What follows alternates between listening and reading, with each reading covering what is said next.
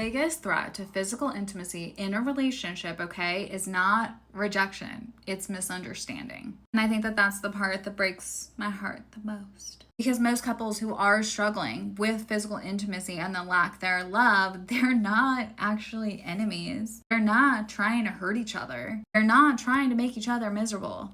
They're usually just two people who care about each other very deeply and have become trapped in a cycle where neither person feels accurately understood. Most of the time, the women in a relationship will say, I need more emotional intimacy. And what she's often trying to communicate is, I miss feeling close to you. I miss feeling chosen. I miss feeling like we're emotionally connected. I miss feeling like you see me. But that's not always what gets heard on the opposite end. What most men will hear is, you're failing. You're not enough. Nothing you do matters. You're the reason we're struggling.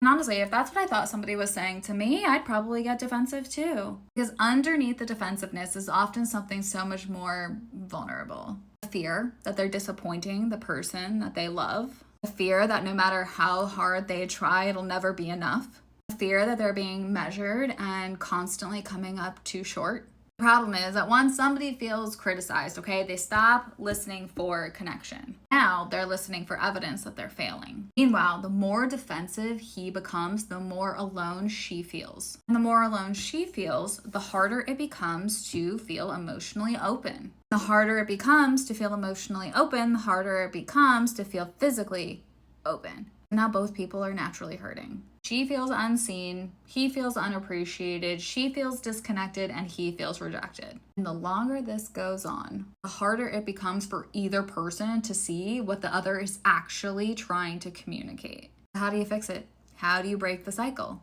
Well, one, you can grab my emotional intimacy workbook. It is a beautiful, low commitment place to start. You can literally download it, start tonight. Or you can book a session with me if you feel like your conversations just like aren't being as productive as you know they need them to be. If you don't follow me already, make sure you do, because tomorrow I'm going to talk about the shift that every couple experiences before physical intimacy starts improving.